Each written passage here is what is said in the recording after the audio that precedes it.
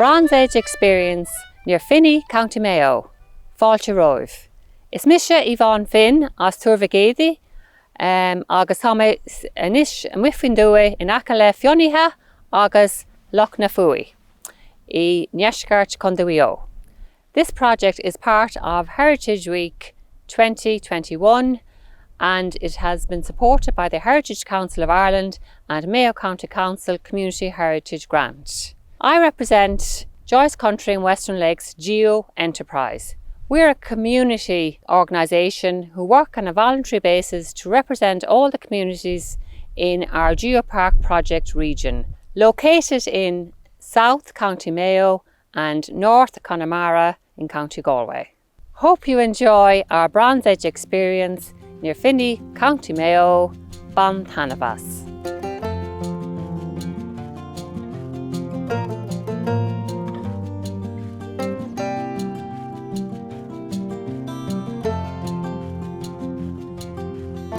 You see the small mound out in the boggy ground.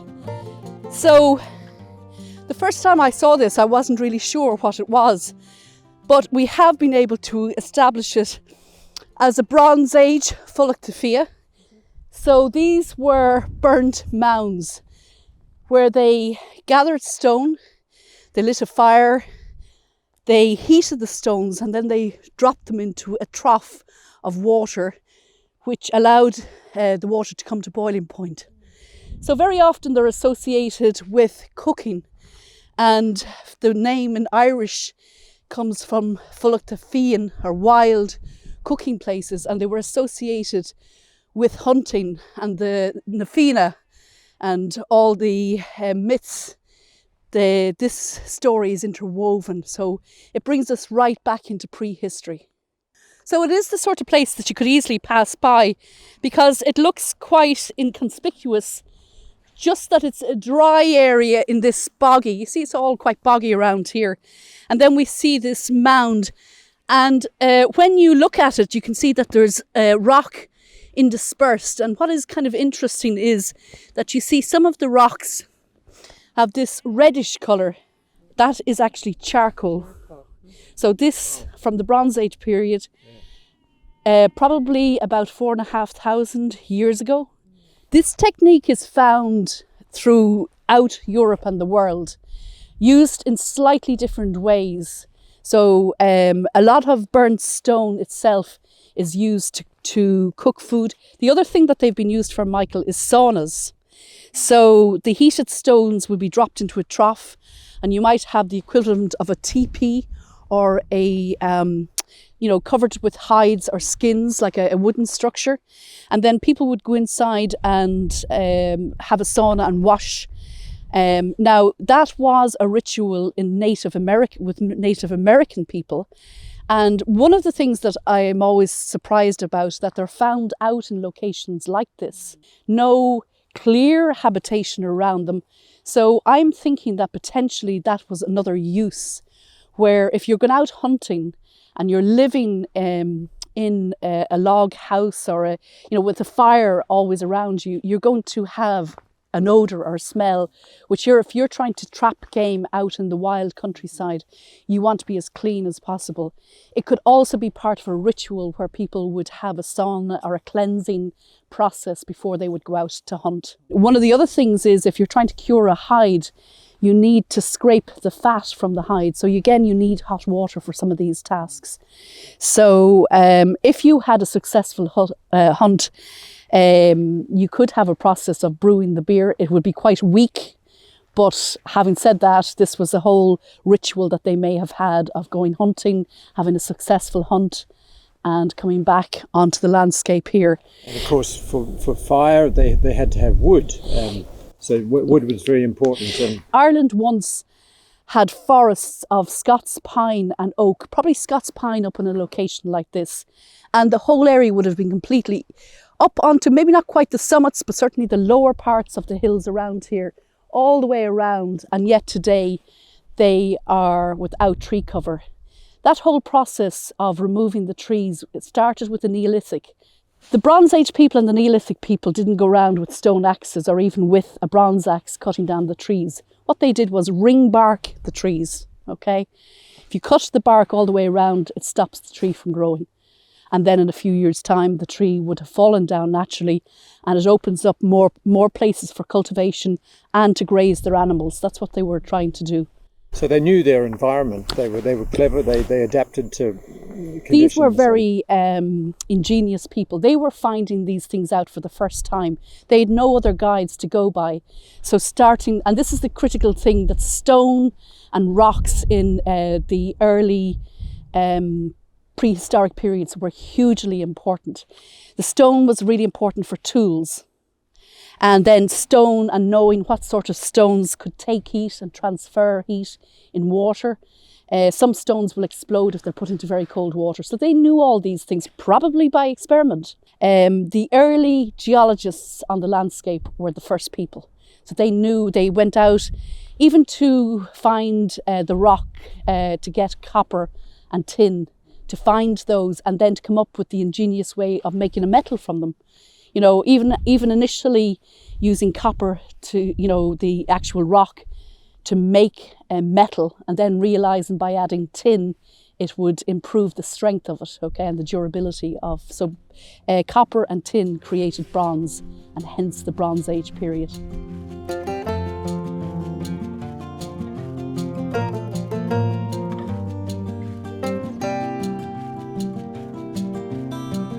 Rian Chunbui is San Dom, agus is as Shamala Cahal, Turva Kedime. Agus is Mission Malini Kine as Shannon Farhon. Thomas Con Gori at Acosta Div in you. Flags on Memories on Tanamere and Kate Can, August Packable Frolics on Tanamere and Darkan. 1, 2, 3.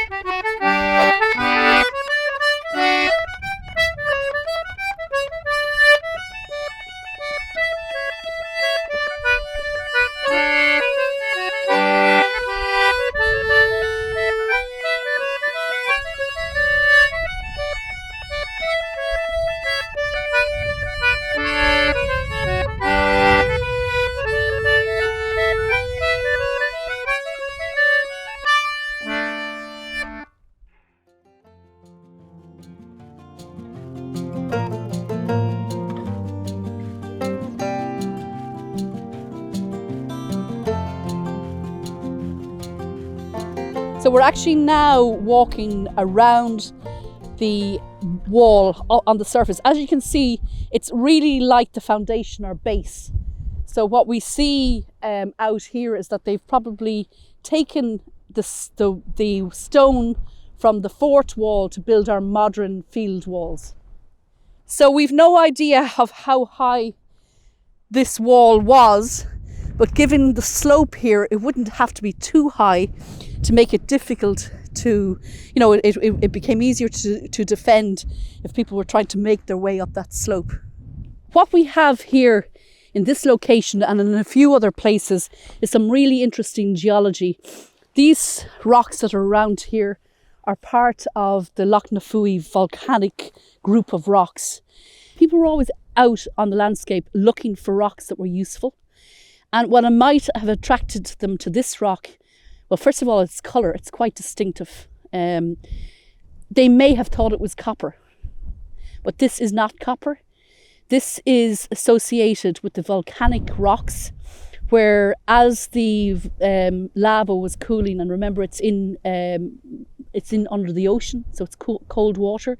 There were a lot of minerals in that process, which when the lava solidified, there was a lot of mineralization all around the rock itself.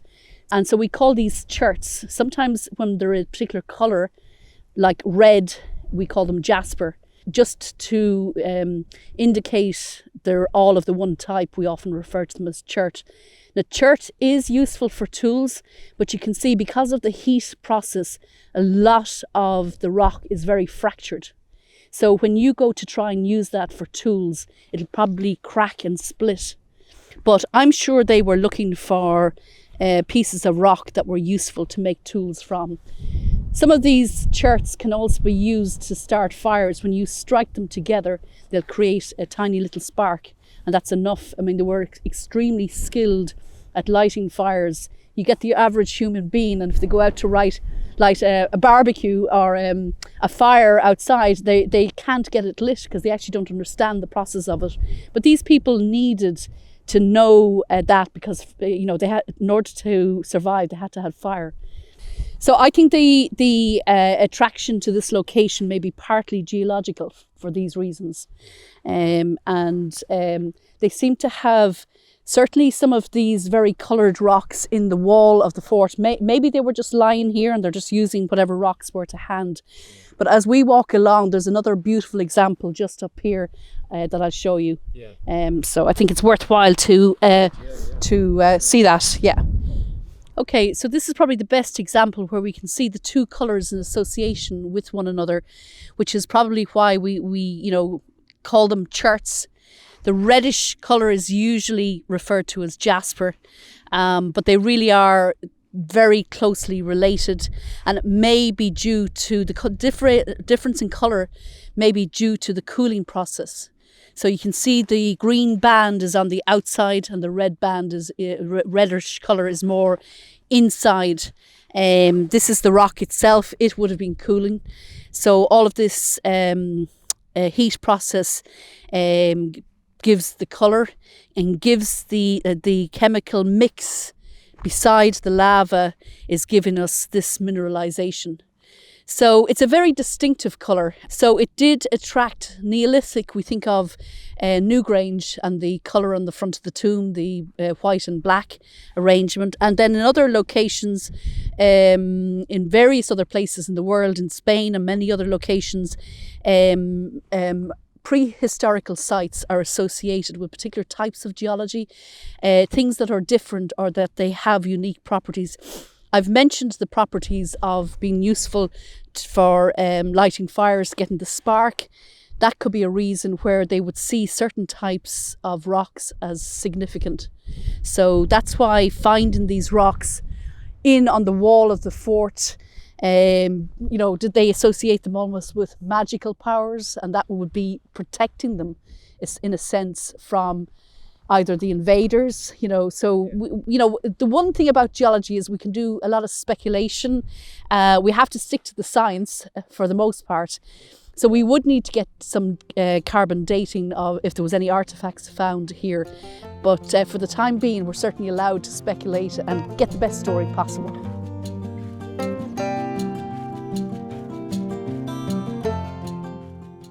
So, Goramila Mahagat Trish, that's really fascinating, that whole talk. Fulacht first, well, of course, Lough Nafooey, and then we ended up at the fort, which is really fascinating. And it just shows you that we could be walking around these hills and mountains, and we have no idea until somebody with knowledge is able to point out what is here and to elaborate and even speculate, as you said. So it was a wonderful walk and talk, and Goramahagat again.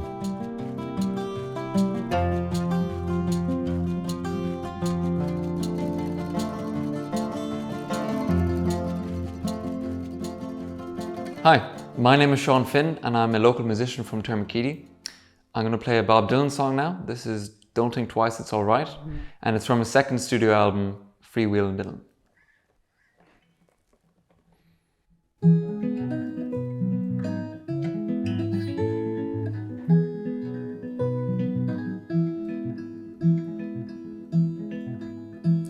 Well, it ain't no use to sit and wonder why, babe, if'n you don't know by now.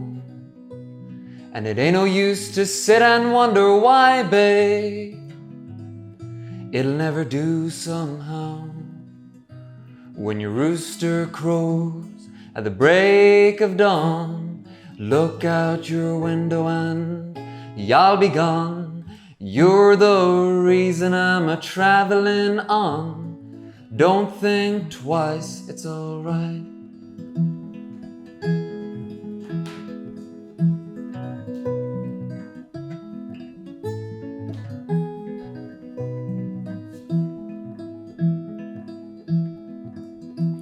Well, it ain't no use in turning on your lights, babe, the light I never knowed.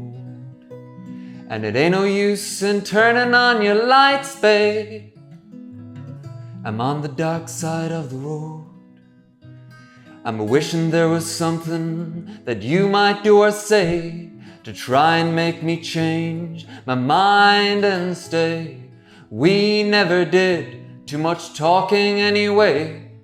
Don't think twice, it's alright.